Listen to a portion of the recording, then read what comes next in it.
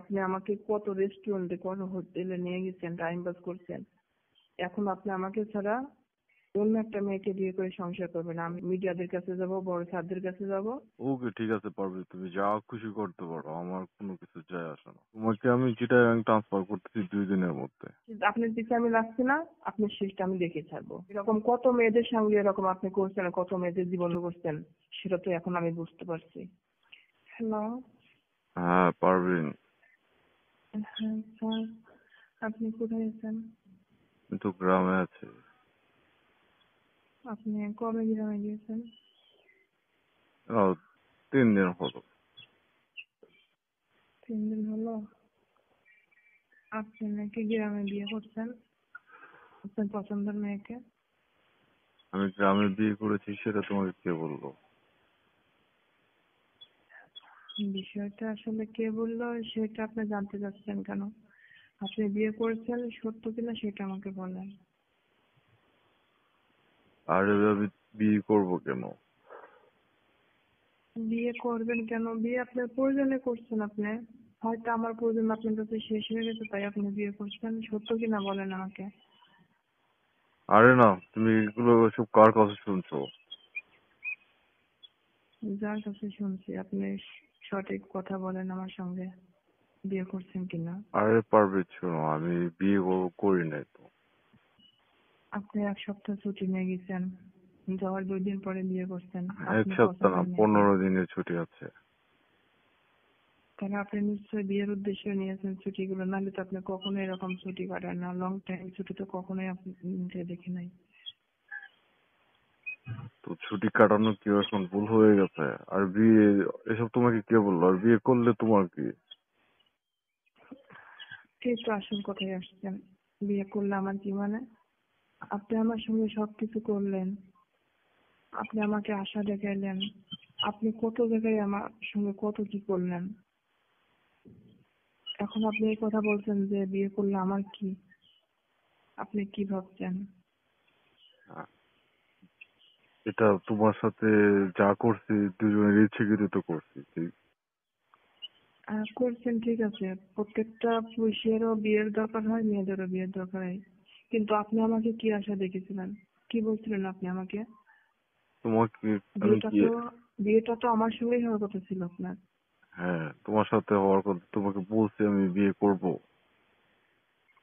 হ্যাঁ বলছিলেন। আপনি যেভাবে আমার সঙ্গে মিট করছেন, নাইট করছেন, আপনি সবসময় বলছেন যে তোমাকে আমার অনেক ভালো লাগে, তোমার সবকিছু আমার অনেক পছন্দ, আমি তোমাকে বিয়ে করবো, বিয়ে করলে তোমার সঙ্গে সংসার করবো, অন্য কাউকে আমি বিয়ে করবো না, এটাই তো আমাকে বলছিলেন। আর এই কারণে আমি আমার সবকিছু উজাড় করে আপনাকে দিয়েছি। হুম। তুমি সবকিছু উজাড় করে দিয়েছো, তাতে কি হয়েছে? তুমি আমার আগেও তো ওই যে রুবেল স্যারের সাথেও তো তোমার সম্পর্ক ছিল। স্যার ট্রান্সফার সম্পর্ক হয়ে ছিল। যাওয়ার পর আমার সাথে সম্পর্কে জড়াইছো। সম্পর্কটাকে আমি জোর করে করছিলাম না, আপনার ইচ্ছা মতো করছিলাম। আমি কি কখনো আপনাকে অফার দিয়েছিলাম? না, এসব তো আমাদের চাকরির ক্ষেত্রে হয়। হ্যাঁ সমস্যা হয়, কি? ঠিক আছে। তাই বললে হয় বলে এভাবে তো সবার সঙ্গে সবারই ঠকাই আপনি এগুলো করতে পারেন না। আপনি আমার সঙ্গে এভাবে প্রতারণা করতে পারেন না স্যার। আমি আপনি কাউকে আমাকে বলছেন, আপনি আমাকে 100বার বলছেন যে আমি তোমাকে বিয়ে করবো, বিয়ে করলে তুমি বিশ্বাস করো আমি তোমাকে কখনো ছেড়ে যাব আমি না, তো কাউকে এটাই ঠকাইনি। বলছিলেন। হুম। কে ঠকাইছে? আমি ঠকাইছি? তুমি আগে রবুল স্যারের সাথে সম্পর্ক করছো না? ওর সাথে ঘোরাফেরা করছো না? নাইট পাস করছো না? হ্যাঁ করছি। আপনি সবকিছু জানার পরে কেন আপনি আমার দিকে আগাইলেন? আমি তো আপনার দিকে আগাইছিলাম না। আপনি তো আমি কখনো অফার দিই নাই, পছন্দ করি না, আপনি তো আমার কাছে গেছেন আগে। আমি তো তোমাকে অফার দিছি তোমার সাথে শুধু সময় কাটানোর জন্য।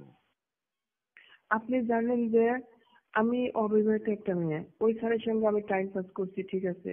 আপনি সবকিছু জানার পরেও আপনি তাহলে এটা করলেন কেন?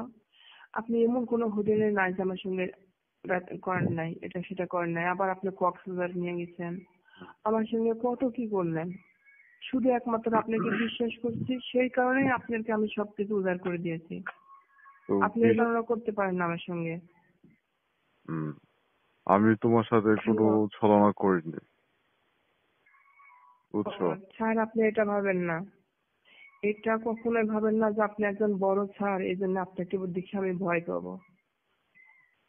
কেন তুমি যে ঠিক আছে? এরকম ভাবে কথা বলতেছো, তোমাকে ইন্ধন যোগাচ্ছে কে? সাহস কোথায় পালা আমার সাথে কথা বলা? আমার সাহস, হ্যাঁ, আপনার সঙ্গে আমি আমার স্বামীর মতো কথা বলছি। স্বামী স্ত্রীর মাঝে কথা বলতে তো কোনো ভয় লাগে না, কারোর কোনো সাহসের প্রয়োজন হয় না। এই সাহসটা তো আপনি আমাকে দিয়েছেন কথা বলার জন্য। হ্যাঁ দিয়েছিলাম। হ্যাঁ, আরো তো সাহসের আপনি কিছু দেখেন নাই। আমি কি মিডিয়াদের কাছে আপনার ব্যাপারে কিছু বলবো স্যার? মিডিয়ার কাছে গেলে আমার কি হবে? আর তুমি বলবো যদি নাকি সেটা বলেন। মিডিয়ার কাছে যাও, তোমার চাকরি থাকবে? পুলিশের চাকরি থাকবে? না থাকলে দরকার নেই, যেখানে আমার জীবনে শেষ হয়ে গেছে তো সেখানে আমার চাকরিটা কি হবে? আমি চাকরি করবো না। তবু আপনি শেষটা তো আমার দেখার দরকার আছে। আপনি আমাকে ছেড়ে আপনি অন্য একটা মেয়েকে সুন্দর বিয়ে করে ওখানে সংসার হ্যাঁ, করতেছেন, রবুল কোনোদিন ছুটি নিয়ে চলে রবুল গেছেন, আমাকে কখনো আমার কথাটা একটু আপনি ভাবলেন না? হ্যাঁ, ওই যে ওই স্যার, রবুল স্যার, যে ওই স্যার সাথে তোমার সম্পর্ক ছিল, তো ওখানে হ্যাঁ। তো কিছু করতে পারোনি, ওকে তো কিছু করোনি, আমার পিছু না, তুমি লাগছে কেন? ওই স্যার কখনো বিয়ে করতে চাই নাই আমাকে। জাস্ট বেস্ট ফ্রেন্ড হিসেবে তার সঙ্গে আমি টাইম পাস করছি। বেস্ট ফ্রেন্ড সে হিসেবে কখনো তার সাথে আমাকে হোটেলে বিয়ের যে অফার দেয় নাই।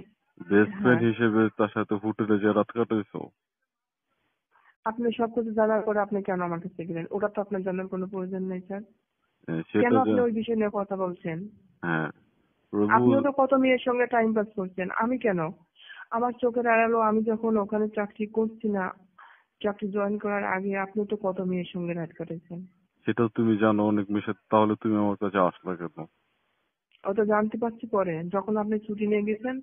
আমি আপনার কোনো ফোনে যোগাযোগ করতে পারছি না, আপনার সঙ্গে কথা বলতে পারছি না। পরে আমি জিজ্ঞেস করলাম, পরে আমার কলিগরা কিছু বললো যে আসলে স্যারটা খারাপ আছে। স্যার এরকম প্রায় ছুটি নিয়ে যায়, তারপরে অনেক মেয়েদের সঙ্গে এরকম করে। আমি তো এই বিষয়টা তো আমার আগে জানা ছিল না। হুম, পরে আমাকে বলছে কেন তোমার সঙ্গে স্যারে কিছু করছে নাকি? আমি তখন না স্বীকার করছি, কিন্তু এখন তো আমি সব কথা বলবো। ঠিক আছে বলো, সমস্যা কি? তুমি মিডিয়ার কাছে যাবা তাই? না ঊর্ধ্বতন কর্তৃপক্ষের কাছে যাবা, কর্মকর্তাদের কাছে যাবা, সেটা তো আমার দেখার বিষয় না। তাই? তুমি যদি ভাবছো যে এটাই শেষ মিডিয়ার কাছে কথা। গেলে কি আমার চাকরি বা মান ক্ষুণ্ণ হবে? ছেলেদের কোনো মান সম্মান দেয় না, মান সম্মান তাহলে তো যায় মেয়েদের। এই হ্যাঁ, সময় আমি এখন চাকরি করব না। আমি আপনার বিরুদ্ধে যদি মিডিয়াদের কাছে তো যাইবো, এবং আমি বড় স্যারের কাছে আপনার নামে বিচার দেবো। দিয়ে আমি ওখান থেকে চাকরি ছেড়ে চলে আসবো। দেখি কি? আপনি কোথায় চাকরি করতে পারেন। তা আমি তো চাকরি করবো, শেখ হাসিনা আছে যতদিন, আমরা তাদেরকে কি কেউ সরাতে পারবে? ঠিক আছে, দেখি শেখ হাসিনা আপনাকে কতটা সাহায্য করতে পারে। তাহলে ভালো কথা। হ্যাঁ, আপনি ওই দেখেন বারবার। হুম। শেখ হাসিনা, শেখ হাসিনার জীবন নিয়ে শেখ হাসিনা শেখ কোথায় হাসিনা কখন পালাইবো সেই চিন্তায় আছে, আর আপনি শেখ হাসিনার কথা রাখেন। আপনি ওই সমস্ত কথা, আপনি হুম, আমার বিষয়টার কথা ভাবেন। আপনি কেন আমার সঙ্গে এরকম করলেন? আচ্ছা ঠিক আছে, আমার হাতে তো আরো 15 দিন সময় আছে, ঠিক আছে, বুঝছো? মাত্র তো 3 দিন হলো, তাই না? তুমি হ্যাঁ। যেহেতু কি হবে? এরকম করতেছো, তো তোমার তো চাকরি করা হবে না এই জায়গায়। আমি এখান থেকে তোমাকে ট্রান্সফার করে দেবো চিটাগাং। আপনি সেটা কি তুমি জানো? চিটাগাং দেন আর সুন্দরবন বান্দরবন দেন, আমি চাকরির ভয় পাই না। আমি চাকরি না করলেও সমস্যা না। যার জন্য আমি চাকরি করলাম, যার জন্য এত কিছু করলাম, সেই মানুষই যদি আমার পাশে না থাকে, সেরকম কাজ করতে পারলে আমার এটা ভাইয়ে ঠিক আছে, আর কিছু করবো না, চাকরি কি হবে তাতে? তবু আপনাকে আমার দেখার দরকার আছে। কি দেখবা আপনি তুমি? ভাববেন না যে আমি সামান্য একজন গরিব ঘরের মেয়ে, চাকরি করে আপনাদের মন্ত্রীবাজি, আপনাদের কথা মতো সবকিছু করছি, আনন্দ তুমি ফুর্তি রবুল মাস্তি রবুল করছেন। তুমি ওই রবুল স্যারের সাথে তুমি আনন্দ ফুর্তি করছো, সময় কাটাচ্ছো, ওটা তোমার মাইন্ডে লাগেনি। আমার সাথে সময় কাটাচ্ছো, এটা তোমার মাইন্ডে লেগে গেছে কেন? আসলে রবুল আপনারা পুরুষ রবুল মানুষটা এরকম। এখানে মাইন্ডের কোনো বিষয় না স্যার।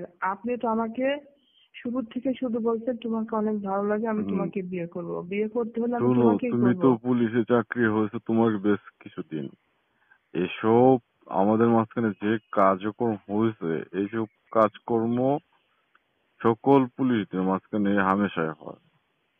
শেখ হাসিনা যতদিন থাকবে এসব হবে। শেখ হাসিনা যদি চলে যায় তখন অন্য কোনো রাষ্ট্রপ্রধান আসলে তখন যদি সে এগুলো আটকাইতে পারে, ঠিক আছে? শেখ হাসিনা আপনাদের বলছে হ্যাঁ, এখানে কোনো মেয়ে কলিগ চাকরি করলে করলে তোমরা তার সঙ্গে এরকম এনজয় করবে, তাদের হ্যাঁ। জীবনটা নিয়ে মেয়ে চুরি খেলা কলিগ করবে, মানে খেলা কি? করে মেয়ে কলিগ মানে কি? তাদেরকে ট্রান্সফার করে দিবা, এরকম হ্যাঁ, কথা বলতে শেখ মেয়ে হাসিনা আপনাদের কলিগই তো শিখাই হচ্ছে দিয়েছে। যে আমাদের সাথে সময় কাটানোর জন্য। তাই হ্যাঁ, আপনাদের চাকরির ধরন ধরন নীতি এটাই ছিল? এরকম তো কোনো চুক্তি ছিল না, যখন ইন্টারভিউ হয়, ট্রেনিং হয়, তখন তো এরকম কোনো চুক্তি ছিল না এর ভিতরে। চুক্তি নেই, এখন চুক্তি হবে। এসব কি বলে শুনে চুক্তি হয়? যাই হোক, আপনি যতই আমার দই দেন আর যাই করেন, আপনি মোটেও এটা ঠিক করে নাই। আপনি ভাবছেন যে আমাকে ঠগাই আপনি ভালো থাকবেন, সুখে থাকবেন। দেখি আমিও কিভাবে আপনি সুখে থাকেন।